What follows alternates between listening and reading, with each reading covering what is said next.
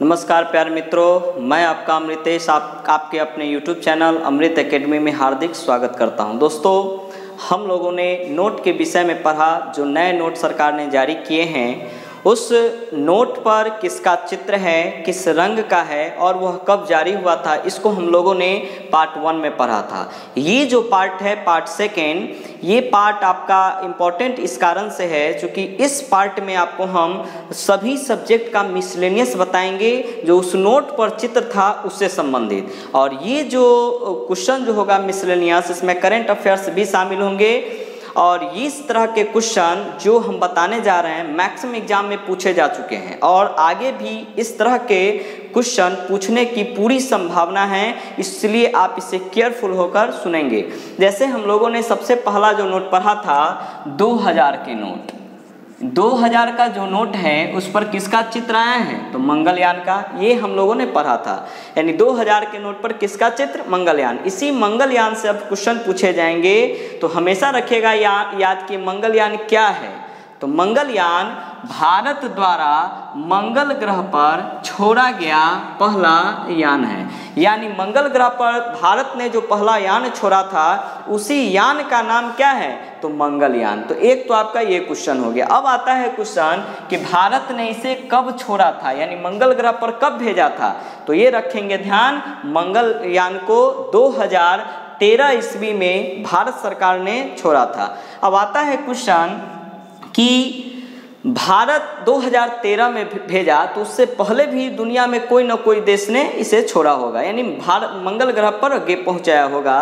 तो विश्व का पहला देश कौन है जो मंगल ग्रह पर अपने यान को भेजा है, तो उस देश का नाम है रूस। यानी विश्व का पहला देश जो मंगल ग्रह पर अपने यान को भेजा, रूस। कब भेजा है, तो 2008 में। और वो जो भेजा था यहाँ से किस यान का, उसके यान का क्या नाम है, तो उसके यान का नाम है वाइकिंग फर्स्ट। यानी अब यहाँ से क्वेश्चन हो गए, विश्व का पहला देश जो मंगल ग्रह पर अपने यान को भेजा है रूस, कब भेजा है, 2008 में। उसके यान का क्या नाम है, तो वाइकिंग फर्स्ट। या ऐसे पूछ दिया जाए कि मंगल ग्रह पर जाने वाला दुनिया का पहला यान कौन, तो वाइकिंग फर्स्ट। भारत का पूछा जाए कब भेजा, तो 2013 में। उसके यान का क्या नाम है, तो मंगलयान। और इस मंगलयान का चित्र किस पर आया है, तो 2000 के नोट पर। अब हम यहाँ मंगल ग्रह की चर्चा बहुत देर से कर रहे हैं। यह मंगल ग्रह आखिर में किस रंग का है, तो इसका रंग है लाल, इसलिए इसे लाल ग्रह भी कहते हैं। तो क्वेश्चन पूछा जाए कौन सा ग्रह है जिसे लाल ग्रह कहा जाता है, तो वो होगा मंगल। और इसे लाल ग्रह क्यों कहा जाता है, क्या कारण है, तो इसलिए क्योंकि इस ग्रह पर आयरन ऑक्साइड की अधिकता है, यानी आयरन ऑक्साइड अधिक होने के कारण यह लाल दिखता है, इसलिए मंगल ग्रह को लाल ग्रह भी कहते हैं। मंगल ग्रह के कुल जो उपग्रह हैं, कितने उपग्रह हैं, टोटल नंबर ऑफ सैटेलाइट कितने हैं, तो इसका 2 उपग्रह है। 2 उपग्रह में सबसे बड़ा इसके उपग्रह का नाम है फोबोस और इसका जो सबसे छोटा उपग्रह है उसका नाम है डिमोस। यानी ध्यान रखेंगे, मंगल के 2 सैटेलाइट यानी उपग्रह हैं। एक का नाम है फोबोस जो इसका बड़ा उपग्रह होगा, दूसरे का नाम होगा डिमोस जो इसका छोटा उपग्रह होगा। अब है इम्पोर्टेंट एक लाइन और, ये जो डिमोस जो बताया गया है यह मंगल का तो छोटा उपग्रह है ही, पूरे सौर मंडल में जितने भी उपग्रह होंगे उसमें यह सबसे छोटा उपग्रह है। इसको भी आप ध्यान रखेंगे। अब हम लोग आते हैं सेकेंड नोट पर। दूसरा जो नोट था वो था 500 का, और 500 का जो नोट सरकार ने जारी किया तो उस नोट पर पहली बार किसका चित्र आया है, तो वो चित्र आया है लाल किला का। अब इस लाल किले से क्वेश्चन क्या क्या पूछे जाएंगे उसको ध्यान दें। जैसे पूछा जाए लाल किला कहाँ है, तो दिल्ली में है, यानी लाल किला किस स्थान पर है भारत में, तो दिल्ली में। लाल किला का निर्माण किसने किया है, तो शाहजहां ने। शाहजहां किस वंश का शासक था, तो मुगल वंश का शासक था। इसको भी हम लोग आगे विस्तृत पूर्वक हिस्ट्री में पढ़ेंगे, तत्काल इसको मिसलेनियस में हम लोग समझते हैं।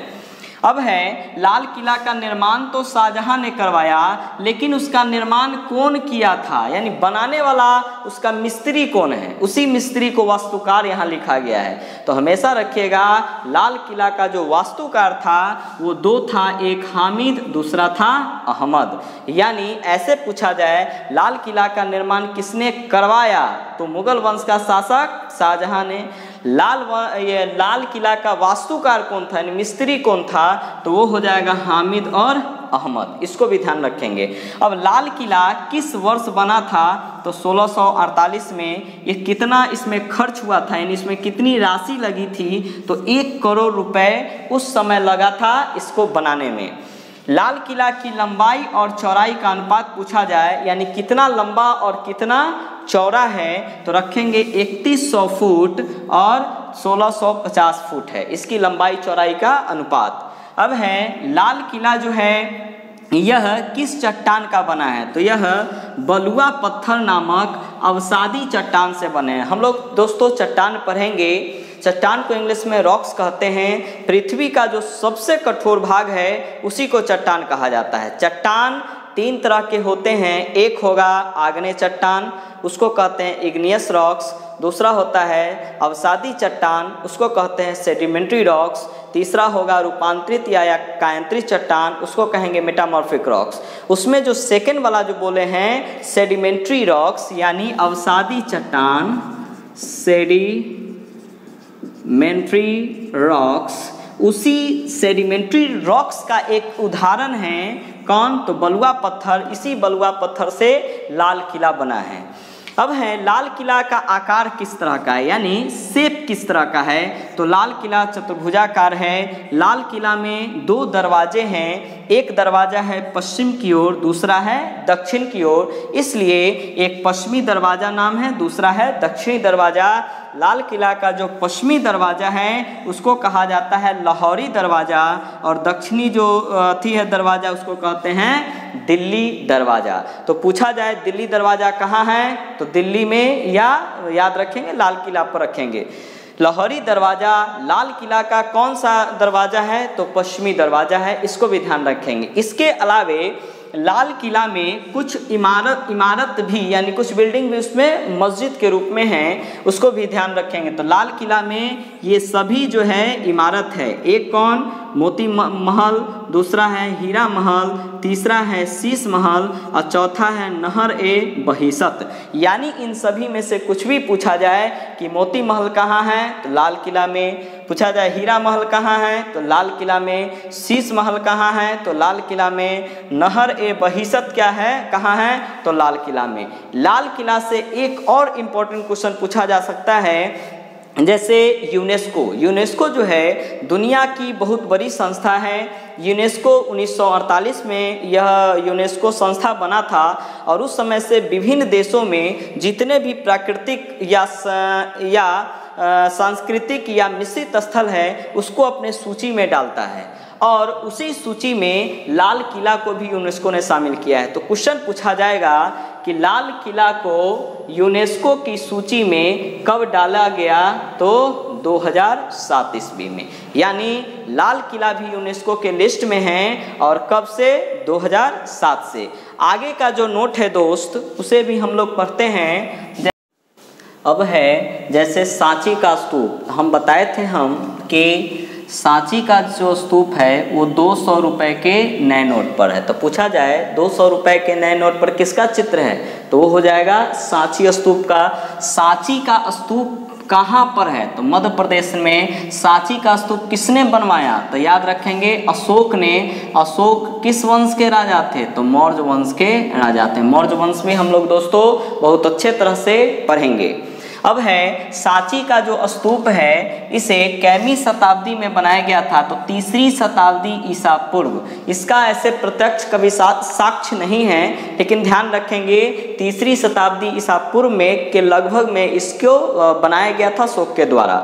लेकिन सांची के स्तूप की खोज किसके द्वारा हुई है, तो वो है 1818 ईस्वी में जेम्स टेलर जो एक अंग्रेज थे उसी ने इसकी खोज किया था। यानी पूछा जाए सांची स्तूप किसने बनवाया था, तो अशोक में। कैमी शताब्दी में, तो 3री शताब्दी ईसापुर में। लेकिन सांची स्तूप का खोज कब हुआ, तो खोज हुआ था 1818 ईस्वी में। और किसने खोज किया था, तो जेम्स टेलर ने। और वो कौन थे, तो अंग्रेज थे, यानी इंग्लैंड के व्यक्ति हैं। अब आता है क्वेश्चन कि सांची स्तूप आखिर में क्यों प्रसिद्ध है या फेमस है, तो यह भारत का सबसे बड़ा स्तूप है। अब क्वेश्चन आता है कि यह स्तूप क्या होता है, तो स्तूप उसको कहते हैं, बौद्ध धर्म में स्तूप का एक विशेष महत्व है। स्तूप कहा जाता है बौद्ध धर्म में एक चात्य यानी पूजा पाठ का जो स्थान होता है। और इस स्तूप में जितने भी बौद्ध धर्म के जो एक तरह से भगवान कहा जाए, बौद्ध धर्म के जो गुरु हैं,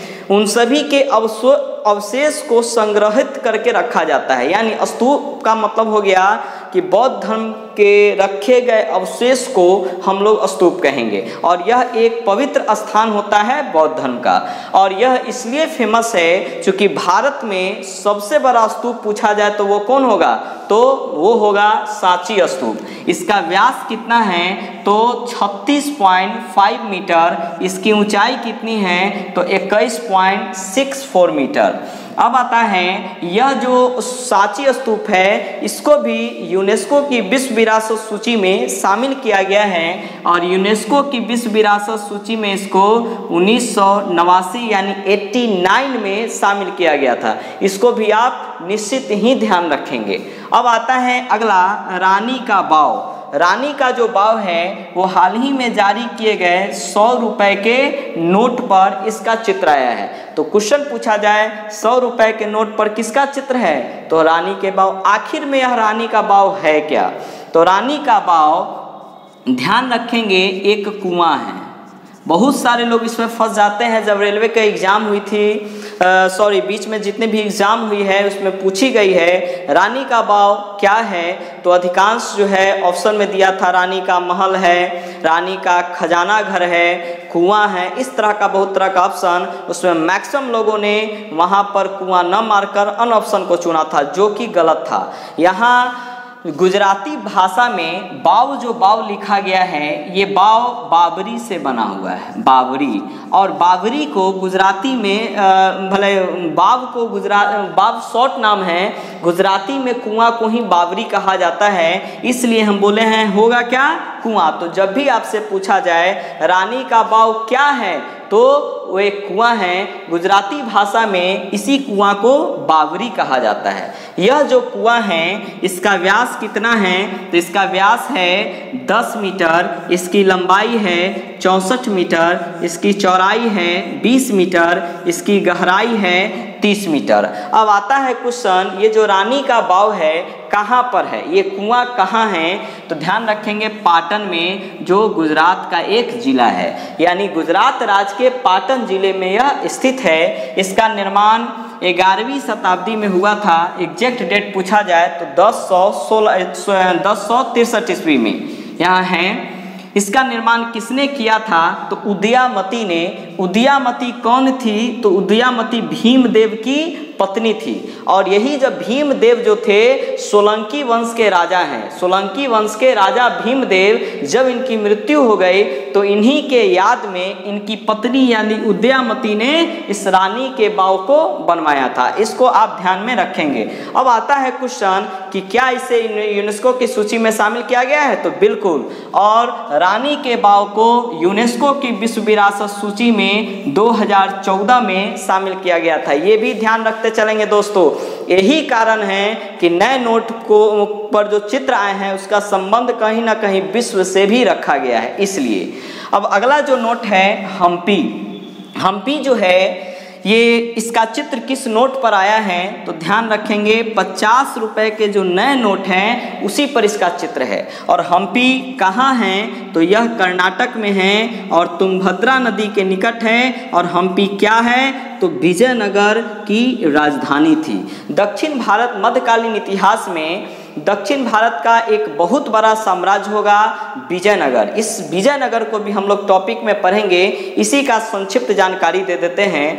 मोहम्मद बिन तुगलक के अधीन बहुत सारे दक्षिण भारत के बहुत सारे क्षेत्र थे मोहम्मद बिन तुगलक के शासन तक, लेकिन कुछ उसकी गलत नीतियों के कारण बहुत सारे दक्षिण के या पश्चिम के जो साम्राज्य थे वे अलग अलग यानी स्वतंत्र हो गए। उसी स्वतंत्र में से एक था विजयनगर, और ये विजयनगर जो राज्य था इसी की राजधानी कहाँ थी? हम्पी, और इसी का चित्र आया है 50 रुपए के नए नोट पर। अब आता है क्वेश्चन, ये विजयनगर की स्थापना कब हुई? तो 1336 ईस्वी में विजयनगर की स्थापना किसने किया था? तो हरिहर और बुक्का नामक दो भाइयों ने। ये हरिहर और बुक्का का संबंध किस वंश से है? तो संगम वंश से है।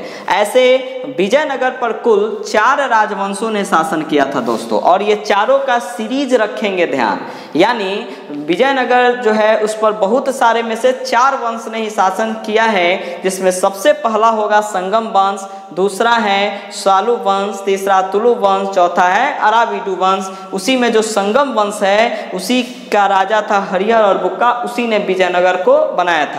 ऐसे संगम वंश का समय रहा है 1336 से 1485 ईस्वी तक। उसके बाद है सालू वंश, इसका समय है 1485 से 1505 तक। उसके बाद है तुलु वंश, इसका समय है 1505 से 1570। उसके बाद है अराविडु वंश, उसका समय होगा 1570 से 1672 तक। अब दोस्तों इसी में जो अगला जो नोट है उसके विषय में भी हम लोग पढ़ेंगे। दोस्तों अब है 20 रुपए का नोट। 20 रुपए का जो नोट है उसी पर चित्र आया है किसका पहली बार? तो एलोरा की गुफाओं का। एलोरा की जो गुफाएं हैं वो है कहाँ पर? औरंगाबाद में। औरंगाबाद कहाँ? तो महाराष्ट्र का एक जिला है। ऐसे बिहार का भी एक जिला है औरंगाबाद, वहाँ पर नहीं, महाराष्ट्र के औरंगाबाद जिले में ही एलोरा की गुफाएं स्थित हैं। और इस एलोरा की गुफाएं जो है इसका निर्माण कौन करवाया था? तो कृष्ण प्रथम ने। और कृष्ण प्रथम किस वंश के राजा हैं? राष्ट्रकूट वंश के। राष्ट्रकूट वंश का संस्थापक था दंती दुर्ग, और राष्ट्रकूट वंश का अंतिम शासक हो जाएगा कर्क सेकंड। ऐसे कहीं कहीं दे देता है यहाँ कृष्ण तृतीय, ये राष्ट्रकूट वंश का अंतिम शासक कृष्ण तृतीय, लेकिन रखिएगा ध्यान इस तरीके से पूछा जाए कि राष्ट्रकूट वंश का संस्थापक कौन है, तब तो दंती दुर्ग। अंतिम शासक सीधे पूछे तो कर्क द्वितीय, लेकिन पूछा जाए अंतिम महान शासक कौन था? अंतिम महान शासक तब रखिएगा ध्यान आप लोग कृष्ण तृतीय हो जाएगा। ये दोनों में अंतर है।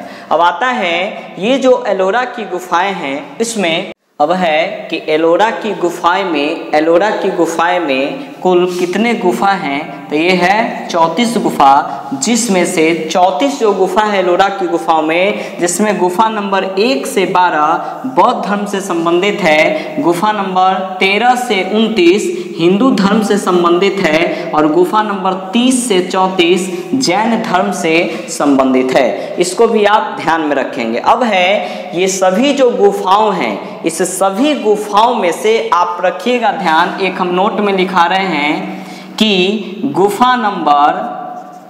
गुफा संख्या 10 जो है ये विश्वकर्मा गुफा के नाम से फेमस है। यानी पूछा जाए कौन सा ऐसा गुफा है एलोरा की गुफा में जिसको विश्वकर्मा गुफा कहते हैं, तो रखिएगा ध्यान 10 नंबर जो गुफा है वो ही।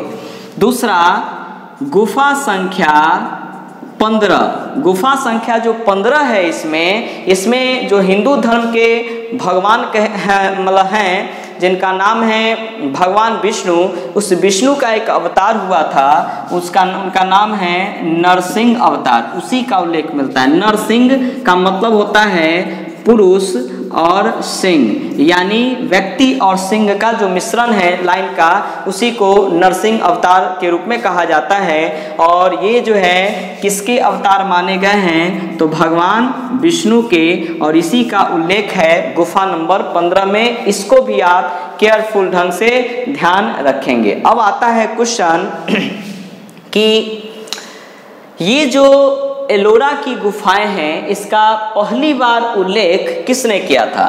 तो पहली बार उल्लेख 17वीं शताब्दी में थेवेनेट ने किया था, जो कहाँ के थे? तो फ्रांस के थे। अब है ये जो एलोरा की गुफाएं हैं, एलोरा की गुफाओं को यूनेस्को की सूची में कब शामिल किया गया?